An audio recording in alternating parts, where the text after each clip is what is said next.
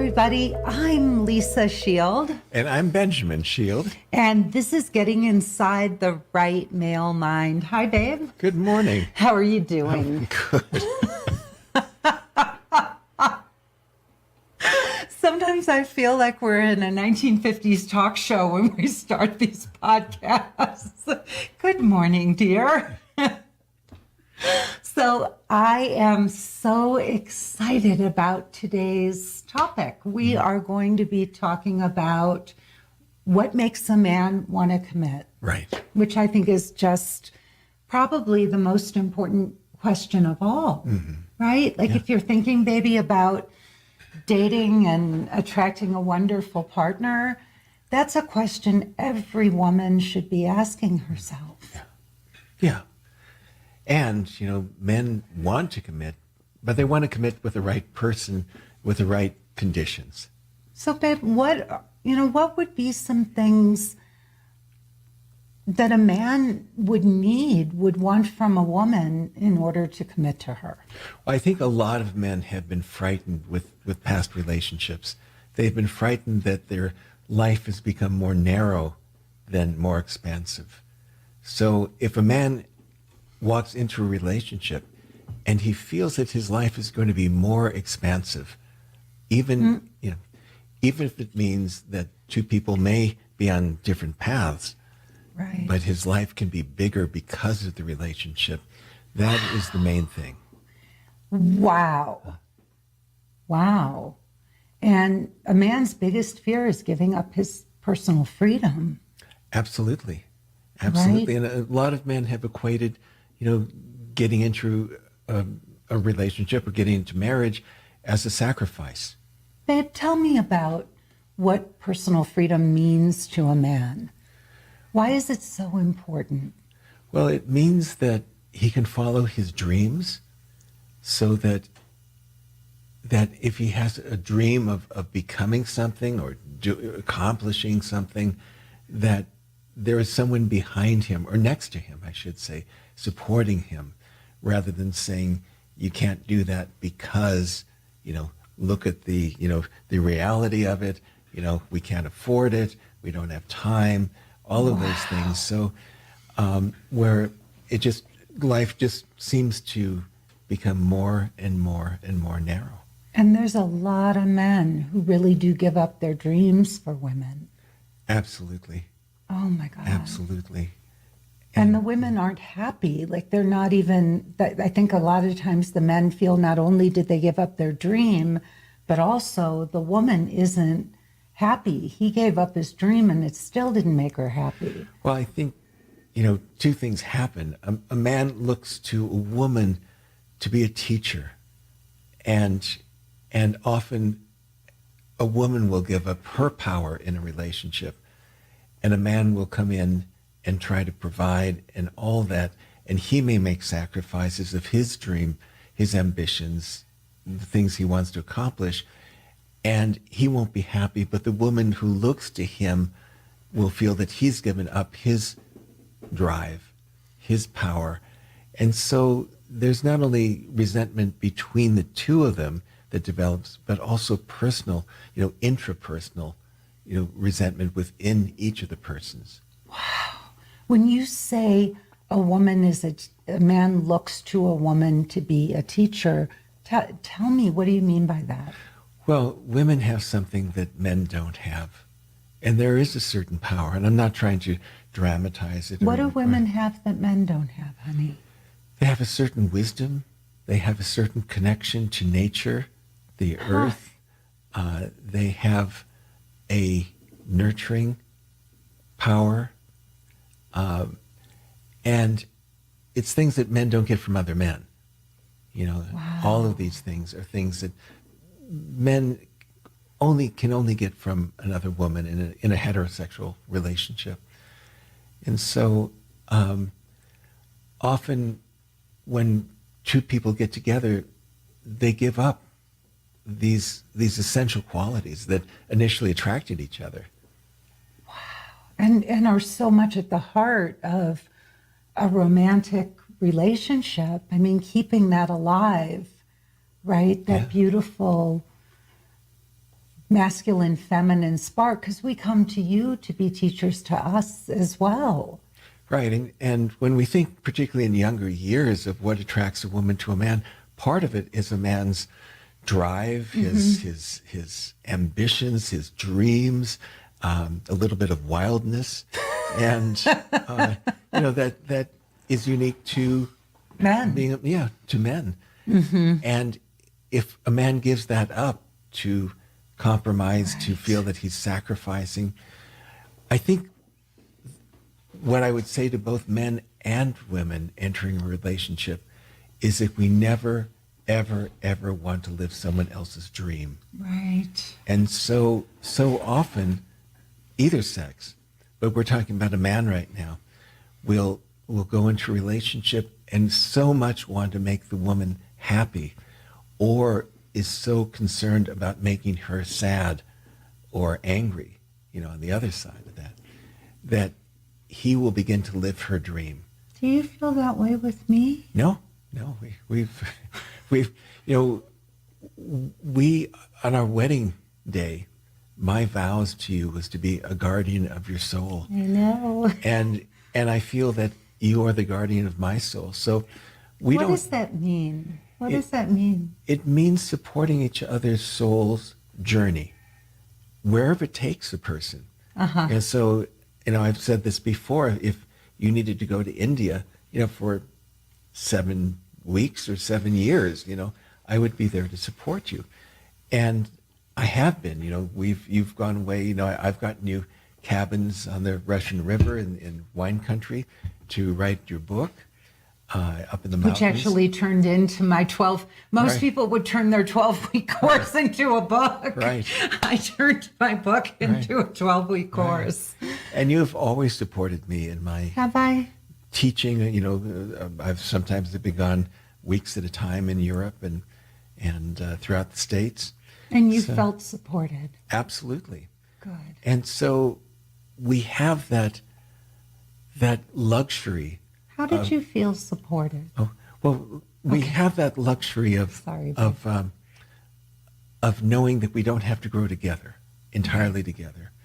And by being supported, even if our dreams diverge, it actually brings us closer together with even greater intimacy, because we know that we're supporting each other and that we're being supported. Yeah. What do I do? For women listening, they want to know how, so they get that you need this, but it's also very important to understand how I do this in the relationship. What does it look like? Because how would a woman who wants to convey her support and in a guy's dreams and visions talk about what I would need to do to make you feel supported? Well, starting at the beginning a year after we met, we got a house together, and it was a year before we got married. We just knew that we were going to be together, and without question. And I had been a bachelor for a lot of years, and really enjoyed my time, my space, and really didn't know what that would look like living full time with someone. So, in my profession, when we moved into the new house, you really envisioned a workspace for me. We turned the garage into this beautiful, beautiful, beautiful studio, gorgeous. And we put in a refrigerator, a microwave, cable TV. I forgot what else, to be kind of my man cave. Just with and you pick things out.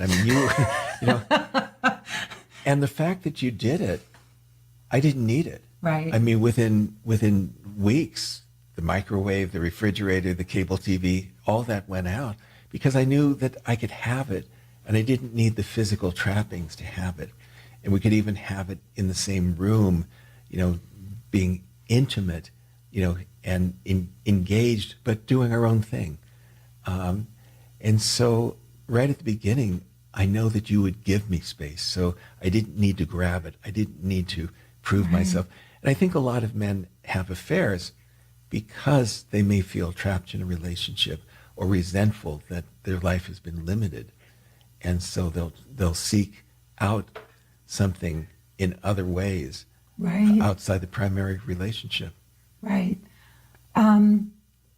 There was something we were talking about before the broadcast. I lost my train of thought, but go back. So go back a little bit. Well, we were talking about male power and female power. And And well, I think I know what it was. I was giving you time and I gave you space. And the space wasn't just a physical distance. I don't crowd you emotionally. right. I don't pull on you emotionally. And I give you space if I can see that you're tired, or even if I want you to stay up with me and stroke my hair at night a little bit longer, but I know you're so tired. I never try to pull on you or keep you. I let you have all the freedom you need. And a large part of that is that you don't take things personally, which means that I have the space to be grumpy, sometimes, or to be tired and not want to do something, or to have my own plans. And I don't have to walk on eggshells. So it's that space that's created that I could just be myself. As anyone on the planet's going to be grumpy, now and then, or tired, or busy, or stressed, or all those things. And it so compounds things when the partner takes it's personally, Right. And so, and I've been in relationships where I've had to walk on eggshells. I've been in relationships where I've said, I'm sorry more than I've said, I love you. And it just narrows. And one begins to either withhold emotions and hide them, or really be afraid to express them. And it's so sad. I think without knowing it, babe, we, in those relationships, we hurt each other so much. Yeah.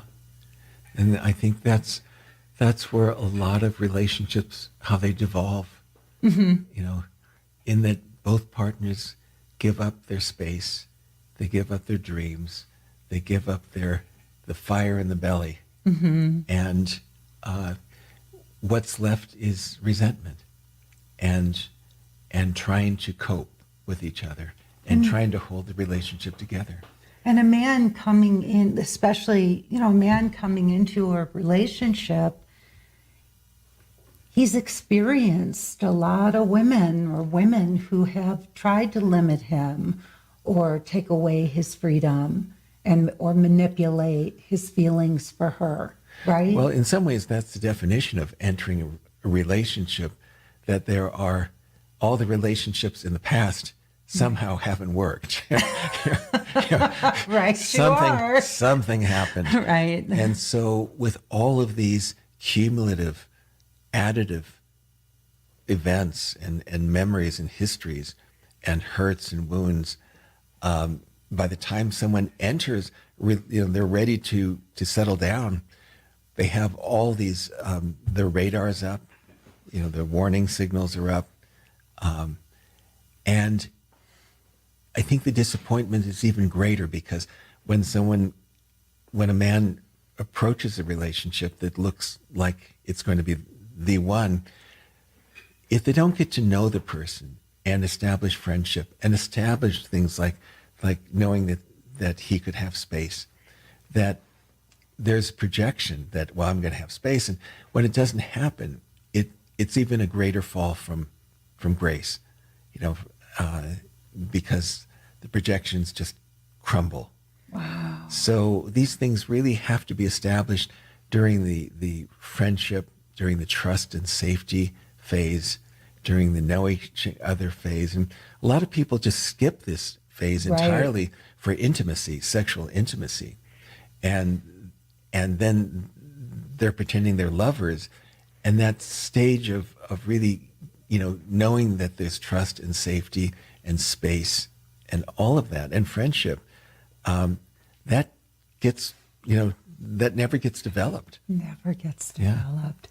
We both came into this relationship with the intention of establishing the friendship. Yeah. And you set that up so early on. I think after 3 or 5 dates, something like that, you just said to me, I've rushed into things before. You're so cute. You started with, I really like you and I really want to get to know you. Oh my God. Those were the most beautiful words. And you said, and I'm not rushing into anything, including sex. And we were so both on the same page. It was extraordinary. Yeah. And we took the time to get to know each other. Yeah. And I think if we didn't take that time, we wouldn't have what we have during these 20 years together. And just so everybody knows, we didn't know friends. We were perfect strangers. We met on an online dating site, JDate.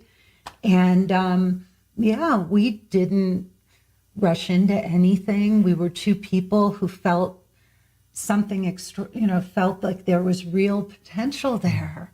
But we didn't rush. We didn't get ahead of ourselves. And what was it about me, honey, again, other than giving you space? What are some other things? Because you went home after our very first date, and this just means the world to me. After our first date, you went home and took down your profile. Well, on that first date, it was like we were in a bell jar, that there was just the two of us and nothing else existed. You weren't looking at the phone. You weren't looking at people who were walking, entering the restaurant, and breaking our contact. The focus was, as mine was with you, just like as if we were in a bell jar and nothing else existed. And our second date, which was because you had gone away for 3.5 weeks, and I marked the day on my calendar that you returned, and I called you that day. Our second date, we were so much in a bell jar, we didn't realize we were at a charity event in someone's backyard, and we didn't realize that not only had everyone left, but the catering company had folded up every table and chair to remove the food, and we were the only table there. I think they just didn't want to bother us because they saw how engaged we were, and this was well into the night. Everyone had left this huge gathering. And so I felt that there's another type of space, which is a space of intimacy, that is created. And during that time, trust and safety and friendship and getting to know each other and humor and seriousness and all of that, gets laid down, and it's a foundation that everything is built on. Yeah, I'm just listening to you talk, and I'm thinking that this romance has been extraordinary, Right. magical, Right. magical, and not only has it not ended, but it's gotten better and better and better. Yeah. And part of that is our incredible gratitude for everything that we have, and the fact that we don't take things for granted and we continue to appreciate. I think that's another thing, just gratitude and appreciation. A woman who's grateful, right? Yeah, absolutely. I mean, what does that do for you, baby? That I'm listening to you talk, and I'm thinking, in every moment, that you were reliving there, I'm so grateful for everything you do for me. Well, it makes me feel, first it makes me feel great, but it also makes me feel more masculine, and I think one of the things that why a man wants to commit is that a woman makes him feel masculine, and he needs that. If there's one thing in a relationship, that he really needs is his masculinity mirrored back to him. And if he doesn't get it in the primary relationship, he'll get it in, outside, whether it's, just like having an affair or going to strip bars, where he's just pretending and doling out dollars, and someone pretending to mirror their masculinity back. But they need it that much that they're willing to really, do these goofy things, where they're just pretending, they're just handing out dollar bills or whatever and having it mirrored back in a pretend, just pretend. And talk about this beautiful concept that you have of a woman mirroring a man's masculinity back to him. How would a woman do that? Just some examples. And why is that so important for a man? How does it make him feel when she does it? Well, it makes him feel like $1 million. It makes him feel like he's standing on a mountain. And it could be like, just saying, "You're my hero." Or even though she knows she could do something better, like plan a trip or something like that herself, that allowing him to do that, and letting a man be a man, allowing him to open up the door. And why is that so important, opening up a door? Well, a man wants to take care of a woman. Why? Because that's about being a man. That's the simple and the long answer. Wow. A man needs to be a man. And there are simple things, simple gestures that a man does. And also grand gestures as well. And I'm not saying that relationships aren't always without sacrifice, but the sacrifice is volitional. It's voluntary. It's like, I love you so much that I'm willing to do this for you. Consciously, eyes wide open, both feet in, and rather than sacrifices being imposed on someone. Two very different things. Mm-hmm. Yeah. One is very emasculating when a man is just sacrificing and sacrificing. Yeah. Again, it's living someone else's dream. Well, and I'll tell you something. I know that you would do almost anything in the world for me, and I pay a lot of attention to what I ask of you. Knowing that. Yeah. Knowing how much you will do and would do. I don't want to take advantage of you or your love for me. And I feel that. I know that. And it makes me want to do even more for you. Damn it. I know. That's no. Stop that. No, I know. I feel so fortunate, in our relationship, because I know what love is. Like, to feel just loved every day, to wake up, right? And to know that we would never want to hurt each other. I remembered there were times when we'd just be playing and I would make a frown face or something, and you would literally stop. You didn't assume that I was playing. You would stop and say, "Are you okay?"